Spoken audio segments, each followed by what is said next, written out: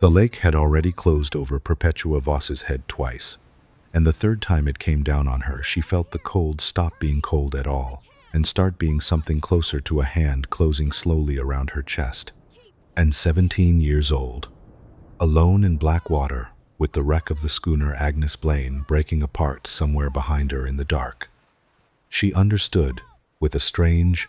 distant clarity, that she was very likely about to drown within sight of her own father's lighthouse, whose lamp, for the first time in 15 years, was not burning to show her the way home.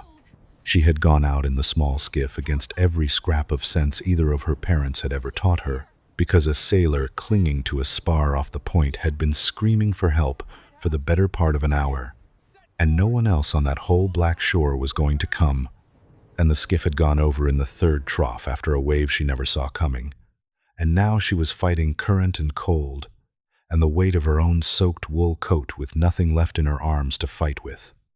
Above her, on the rocks, her older sister, Odalis Voss, 20 years old, had watched the skiff capsize from the base of the tower and had not hesitated for even the length of a breath before diving into water cold enough to stop a grown man's heart, because the two of them had, 3 weeks earlier, been told by a man in a government coat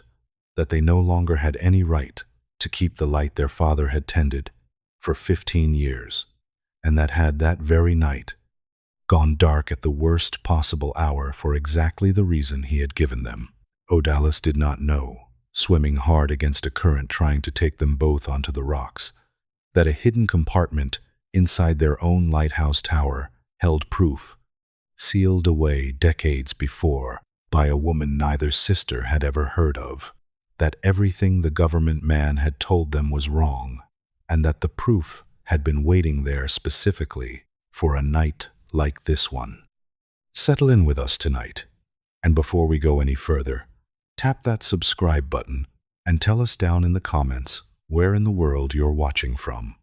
Because what the Voss sisters pulled out of that lake was about to become the story that changed how an entire district thought about who was fit to keep a light burning. And the story of how they got there starts a long time before the storm, and a long way from where it ends.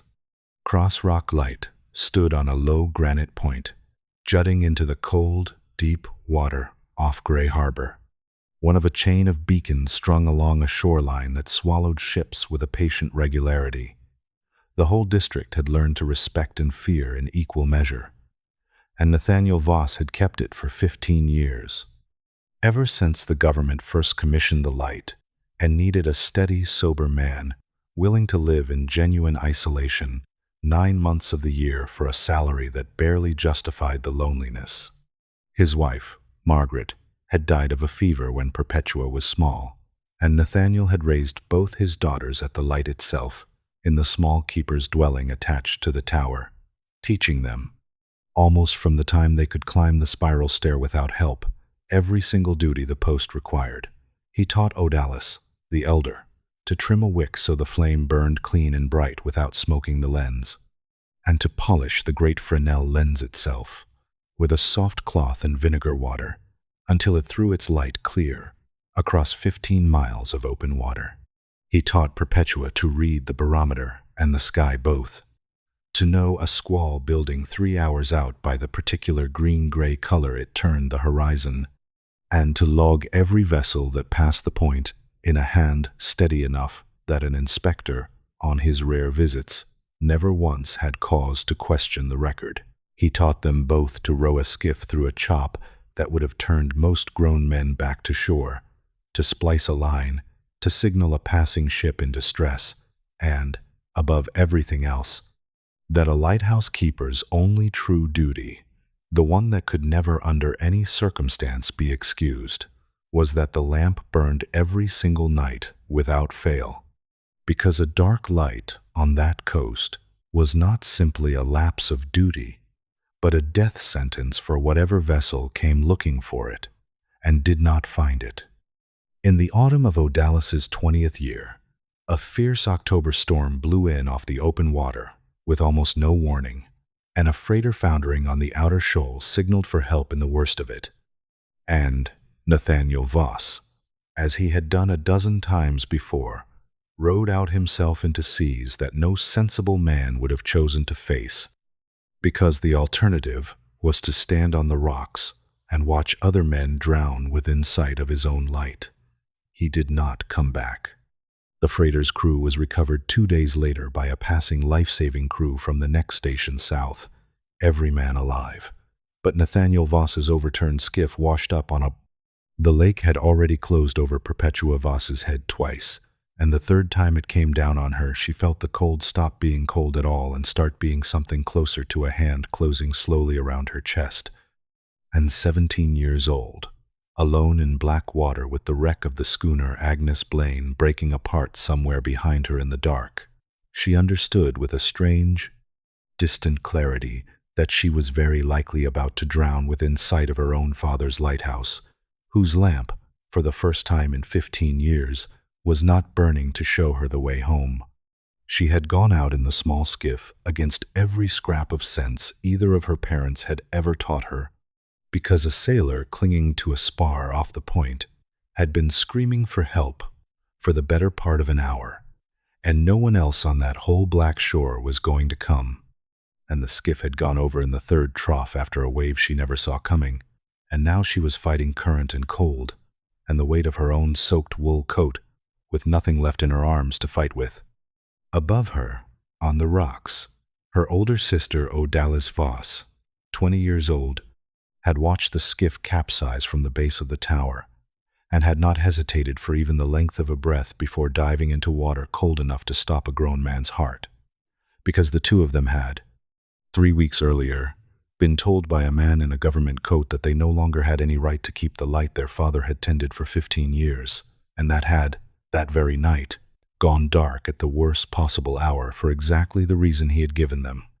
Odalis did not know, swimming hard against a current trying to take them both onto the rocks, that a hidden compartment inside their own lighthouse tower held proof, sealed away decades before by a woman neither sister had ever heard of, that everything the government man had told them was wrong, and that the proof had been waiting there specifically for a night like this one. Settle in with us tonight, and before we go any further, tap that subscribe button and tell us down in the comments where in the world you're watching from. Because what the Voss sisters pulled out of that lake was about to become the story that changed how an entire district thought about who was fit to keep a light burning. And the story of how they got there starts a long time before the storm, and a long way from where it ends. Cross Rock Light stood on a low granite point jutting into the cold, deep water off Gray Harbor, one of a chain of beacons strung along a shoreline that swallowed ships with a patient regularity the whole district had learned to respect and fear in equal measure, and Nathaniel Voss had kept it for 15 years, ever since the government first commissioned the light, and needed a steady, sober man, willing to live in genuine isolation 9 months of the year, for a salary that barely justified the loneliness. His wife, Margaret, had died of a fever when Perpetua was small, and Nathaniel had raised both his daughters at the light itself, in the small keeper's dwelling attached to the tower, teaching them, almost from the time they could climb the spiral stair without help, every single duty the post required. He taught Odalis, the elder, to trim a wick so the flame burned clean and bright without smoking the lens, and to polish the great Fresnel lens itself with a soft cloth and vinegar water until it threw its light clear across 15 miles of open water. He taught Perpetua to read the barometer and the sky both, to know a squall building 3 hours out by the particular green-gray color it turned the horizon,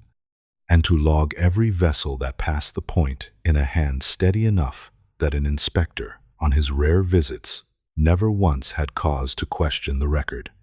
He taught them both to row a skiff through a chop that would have turned most grown men back to shore, to splice a line, to signal a passing ship in distress, and, above everything else, that a lighthouse keeper's only true duty, the one that could never under any circumstance be excused, was that the lamp burned every single night without fail, because a dark light on that coast was not simply a lapse of duty, but a death sentence for whatever vessel came looking for it and did not find it. In the autumn of Odalis's 20th year, a fierce October storm blew in off the open water with almost no warning, and a freighter foundering on the outer shoal signaled for help in the worst of it, and Nathaniel Voss, as he had done a dozen times before, rowed out himself into seas that no sensible man would have chosen to face, because the alternative was to stand on the rocks and watch other men drown within sight of his own light. He did not come back. The freighter's crew was recovered 2 days later by a passing life-saving crew from the next station south. Every man alive, but Nathaniel Voss's overturned skiff washed up on a beach 11 miles down the coast a week after the storm, and his body was never found at all, so that Odalis and Perpetua Voss buried an empty coffin on the low rise behind the keeper's dwelling, and were left, in the plainest and most immediate sense, alone at a working light, with no one but each other to keep it burning. They kept it burning anyway. Odalis, as the elder, wrote to the lighthouse board informing them of their father's presumed death and requesting that she be permitted to continue in his stead, citing 15 years of hands-on training and an unbroken record of service, and for the better part of 2 months, while the board's slow correspondence made its way back and forth across the district, the two sisters ran Cross Rock Light exactly as their father had trained them to, trimming wicks, polishing the lens, logging vessels, and rowing out, twice in that first hard winter,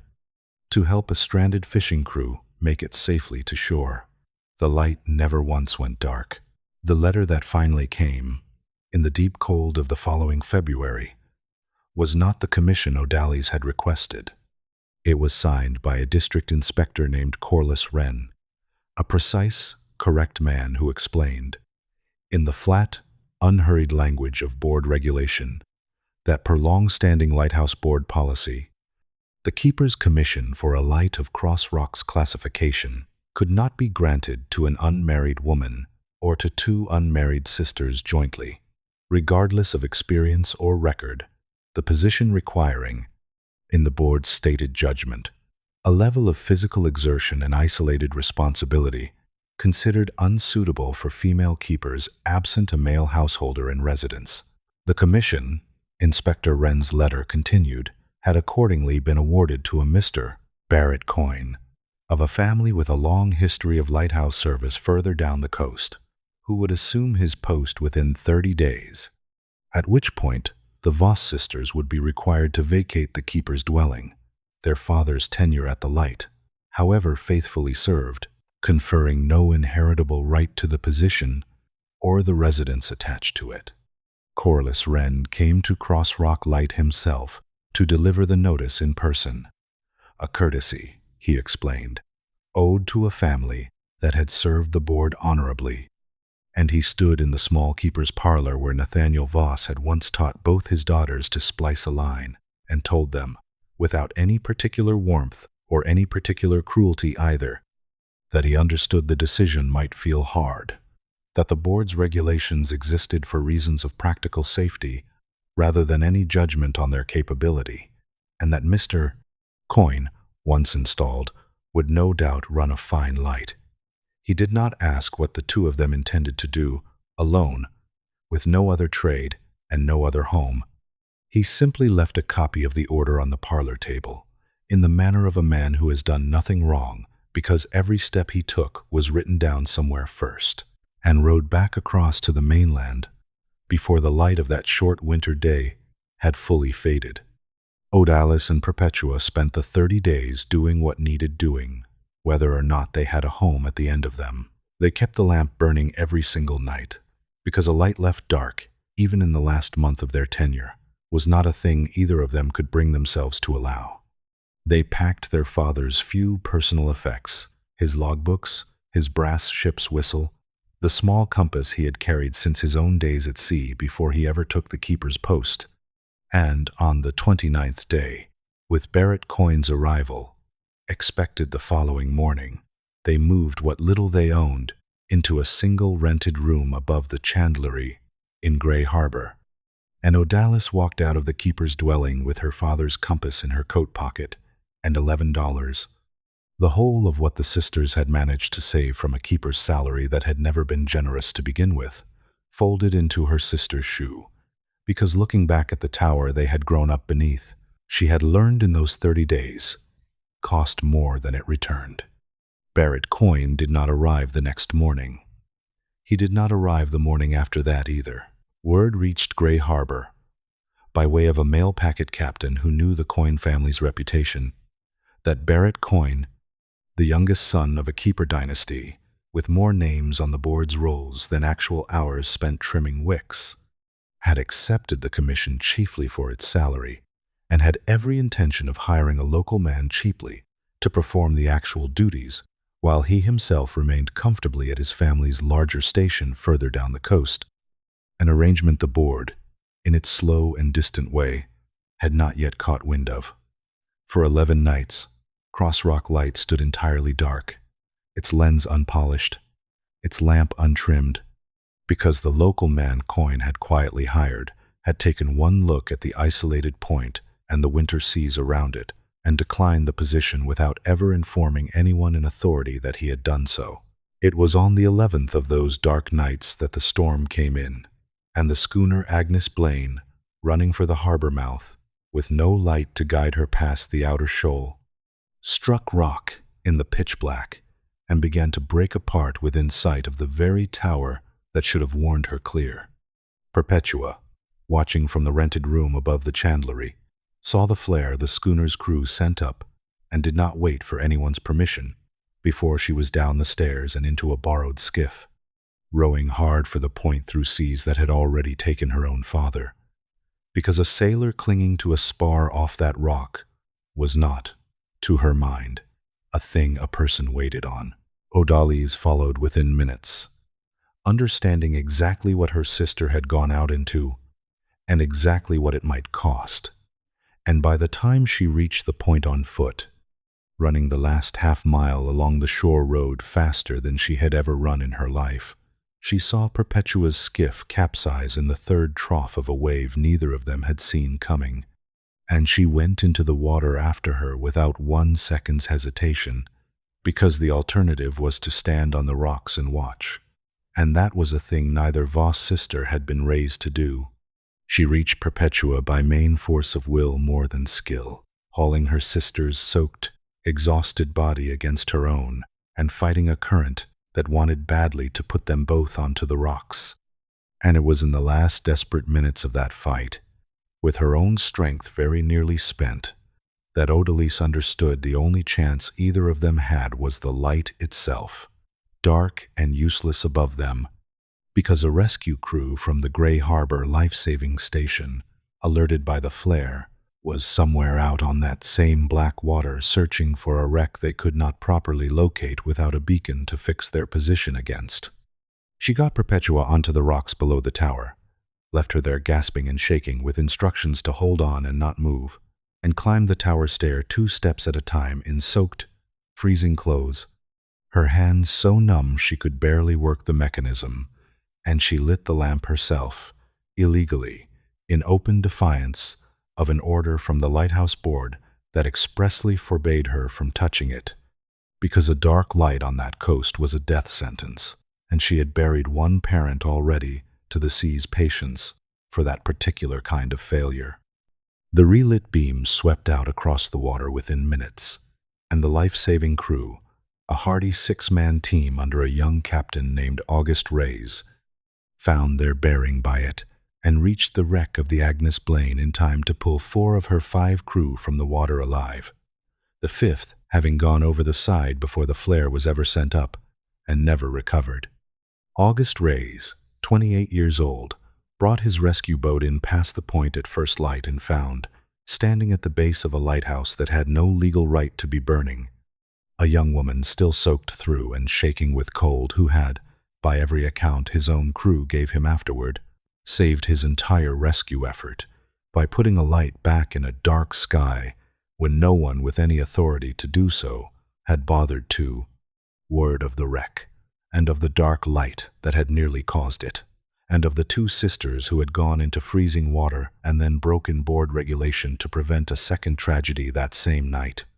Traveled through Gray Harbor and up the coast faster than any official report could follow it. A newspaperman from the district seat, sent to cover the wreck, found a story considerably more interesting than a simple shipping loss, and his account, printed within the week under a headline asking plainly why 2 trained women had been replaced by an absentee keeper who had never once set foot at his own post, reached readers considerably further than Corliss Wren's quiet internal correspondence ever had. In the weeks that followed, while the board's investigation into Barrett Coyne's conduct ground slowly forward, Gray Harbor did what a town does for 2 young women it has decided belong to it. Silas Barrow, 47 years old, who kept the chandlery below their rented room, extended their credit without being asked, and refused to let either sister settle the account until the matter of the light was properly resolved, saying only that Nathaniel Voss had once talked a hard winter's worth of goods onto credit for him when Silas's own boat was laid up with a broken mast, and the account had been open a long time. Delphine Ishard, 51, who ran the harbor's small boarding table, sent up hot meals twice a day without charge for a full month, and told anyone who asked that she had watched both Voss girls grow up climbing that tower stair and had no intention of watching them go hungry over a piece of board paperwork. A retired keeper named Josiah Pell, 68 years old, who had served 40 years at a light 2 stations north before his own retirement, rode down specially to tell Odalis, in the plain, unhurried way of a man who had spent a lifetime around lamps and lenses, that he had known plenty of male keepers in his career who could not hold a wick as clean as Nathaniel Voss's daughters, and that the board's regulation was, in his considered opinion, a piece of foolishness that had nothing to do with the actual work. A fisherman named Toby Renwick, 34 years old, who worked the waters off the point most mornings and had watched Perpetua's skiff go over from his own boat that night, badly wishing he had been closer, brought up a new set of oars and a properly ballasted skiff of his own building within the week, refusing payment and saying only that he had rather see the sisters equipped to go out safely than hear of them going out desperate a second time. 2 schoolgirls from Gray Harbor, sisters themselves, Ida and Nell Farrow, 12 and 10, took to rowing out on calm Saturday afternoons with a basket of their mother's baking, sitting on the rocks below the tower and asking Perpetua endless questions about the lens and the lamp, until their own mother, laughing, came to fetch them home for supper. And Perpetua found, watching them climb back into their little rowboat each week, that she rather liked being the kind of woman 2 younger girls wanted to grow up to resemble. It was in the course of cleaning and repairing the tower itself, in the weeks after the wreck, while Odalis and Perpetua worked to restore the light to proper order pending whatever decision the board eventually reached, that they found, behind a section of loose stone in the tower's spiral stairwell, that neither of them had ever had cause to disturb. In 20 years of climbing past it, a shallow hollow built into the wall itself, sealed behind a fitted stone that had been set so precisely it had never once betrayed itself to a careless glance.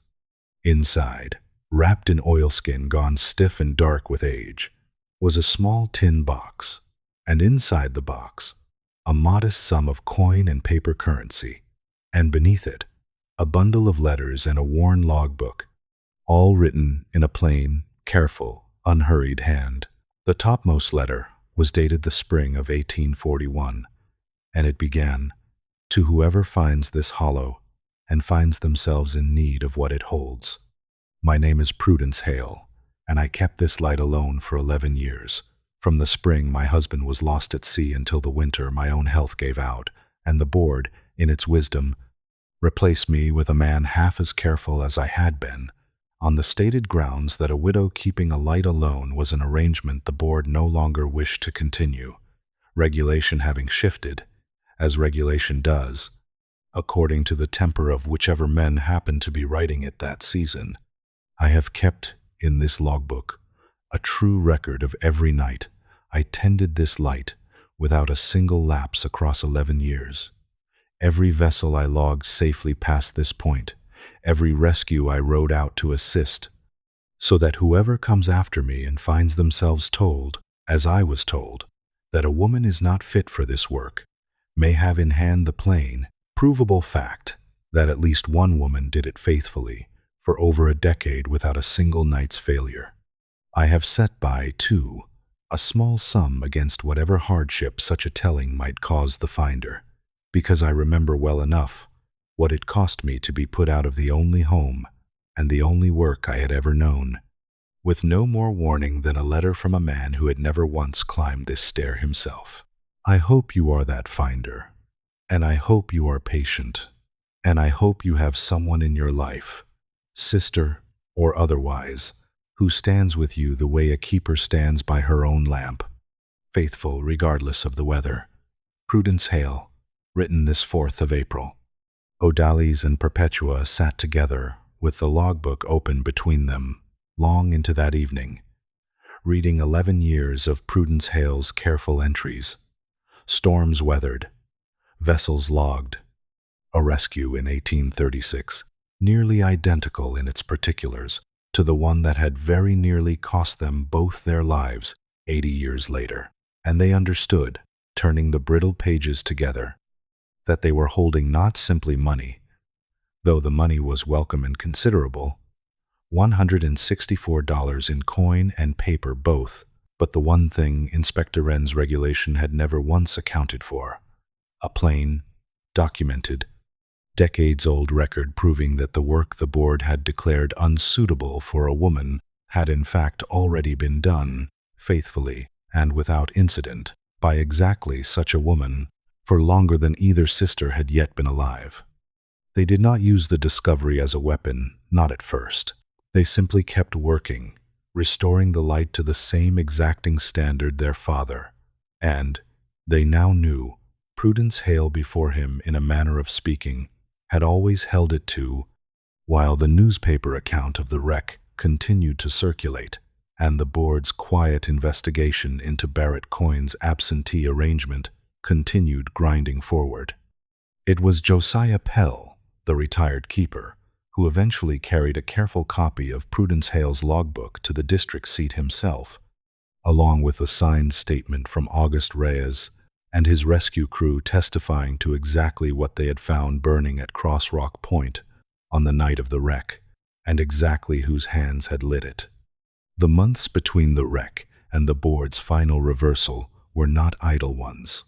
O'Daly's and Perpetua ran Cross Rock Light through that entire summer and into the following winter exactly as their father had trained them to, with no commission at all to their name, and no certainty the board would ever grant one, keeping the lamp lit on nothing more than their own stubborn sense that the work was theirs to do regardless of what papers said about it. They logged 41 vessels safely past the point that year, weathered 2 more autumn gales without incident, and rowed out once more, in November, to bring in a pair of duck hunters caught out in a sudden squall, neither of whom ever learned, until the newspaper account of the whole affair reached them weeks later, that the women who had saved them held no legal right whatsoever to the light that had guided their rescue. Corliss Wren returned to Gray Harbor in the early summer, considerably less certain of his own regulation than he had been in February, and sat once more in the small keeper's parlor, this time with Prudence Hale's logbook open on the table between them and a formal letter from the board's central office, which had, in the face of a newspaper account, a documented rescue, a historical record of 11 years' faithful service by a previous female keeper, and a scandal involving Barrett Coyne's conduct that had by then reached considerably higher ears than the district office, reversed its earlier position, and authorized a special commission naming Odalise Voss keeper of record at Cross Rock Light, with Perpetua formally recognized as assistant keeper. Arrangement, Inspector Wren told them, in the same flat, unhurried voice he had once used to take everything from them, that he expected would, in time, become considerably less special and considerably more ordinary than the board currently imagined. Barrett Coyne's commission was quietly revoked before the season was out, the board's investigation having found, beyond the matter of his absence, a pattern of similarly neglected duties at 2 prior postings, and he was not heard from again on that stretch of coast, his family's long history of service, doing rather less for him in the end than it had once seemed to promise. Odalis and Perpetua heard the news from Silas Barrow at the chandlery counter, delivered without any particular satisfaction on his part, simply as news. And Odalis found she felt very little about the man at all, the way a person feels very little about weather that has already passed. Corliss Wren had believed, in enforcing the regulation, that he was upholding a sensible board policy. He had not understood that he was handing 2 sisters the one thing they needed most, which was a reason to prove, in the plainest and most public way possible, exactly how wrong that policy had always been. August Reyes came back to Cross Rock Point that autumn, not on a rescue run this time, but on an ordinary inspection of the coastal life-saving stations, the kind of routine visit his post required twice a year, and he found Odalis at the top of the tower, polishing the great lens with the same soft cloth and vinegar water her father had once taught her to use, and he stood at the base of the stair a long moment before she noticed him, watching the careful, unhurried thoroughness of her work. He did not offer to help her finish. That was the thing Odalis noticed first and remembered longest, that August Reyes, unlike Corliss Wren, and unlike every distant boardman who had weighed in on her fitness for the work without ever once climbing the stair themselves, simply asked whether the lens still gave her any trouble in a hard frost, the way one keeper asks another about a shared, practical concern, and when she told him it did not with proper care, he said that he had watched enough lights along that coast to know a well-tended lens when he saw the beam it threw, and that Cross Rocks had never once looked finer than it had the night it saved his whole crew's bearings in the worst storm he had rode through in 3 years of service. He came back that winter for the season's joint storm drill, a coordinated exercise the life-saving station and the light were meant to run together twice a year, and stayed longer than the drill strictly required, helping Perpetua reset a section of ice-damaged railing on the tower's outer walk. And he came back the following spring for the next drill, and by the 2nd year, his twice-yearly visits to Cross Rock had become simply part of the shape of the season, the way the spring thaw and the first hard autumn storm were part of the shape of the season, expected and depended upon without either Odalis or August, naming it as anything more than good sense between 2 people, whose work required them to trust each other's judgment in genuinely dangerous weather. He never once suggested the sisters could not manage the light alone. He never once treated Odalis's authority at the post as anything but exactly what it was, hard-won and entirely earned. And what he offered, each visit, was steady, practical help matched precisely to what the season needed. And Odalis found, somewhere in the 3rd year, that she had begun watching the horizon for his boat's particular silhouette, the way she watched for the first true winter storm, with a kind of patient, unhurried attention that she did not examine too closely, because examining it too closely felt, to her, like the sort of thing that could distract a keeper from a lamp that still, every single night, needed tending regardless of anyone's feelings about anyone else. In the years that followed, Cross Rock Light ran under Odalis and Perpetua Voss's joint keeping without a single reported lapse, and the board's own annual inspection reports, which Inspector Wren himself continued to file twice yearly, with what Perpetua once described, laughing, as visibly diminishing enthusiasm for his earlier position, consistently noted the station as among the best maintained in the district. Prudence Hale's logbook, once copied and formally submitted to the board's central archive at Josiah Pell's insistence, became, in the years afterward, a small but genuine point of reference whenever the question of women serving as licensed keepers arose again in other districts, cited, in at least 2 instances, the sisters heard of secondhand, by other women arguing for exactly the recognition Odalis and Perpetua had already won. On a clear evening in the 9th autumn of their keeping, Odalis stood at the top of the tower with a soft cloth still in her hand, and looked out at the lamp burning steady behind its polished lens, at Perpetua, down on the rocks below, coiling a line with the same unhurried competence their father had once taught them both, at the life-saving station's boat, unmistakable, even at this distance, making its way up the coast on its ordinary rounds. She thought of her father teaching her to trim a wick, so the flame burned clean without smoking the glass. She thought of Prudence Hale keeping this same light alone for 11 faithful years, sealing away in the tower's own stone a record and a small sum against the day.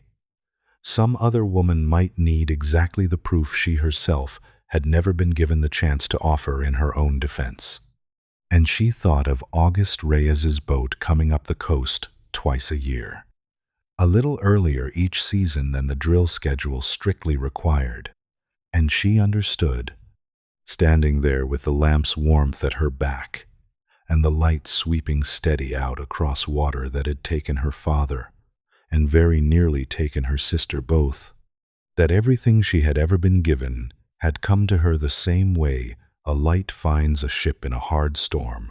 not by luck, and not without the patient work of keeping the lamp burning through every single night that came before it mattered, but faithfully,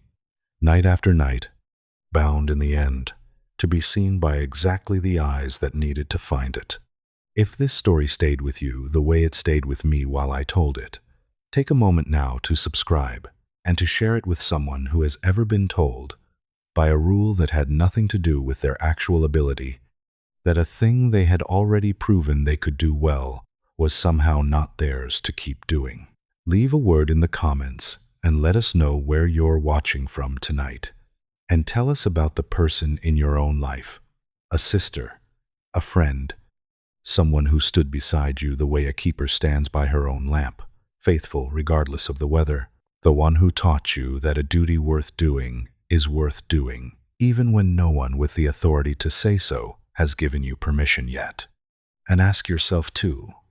before you close the window and go on with your evening, about the quieter question underneath that one, whether there is someone in your life who has kept finding his own way back to your particular shore, season after season, without ever once needing to be asked. Someone who watched you do hard, faithful work, and decided, quietly and long before he ever said so aloud, that yours was exactly the light he meant to keep steering toward.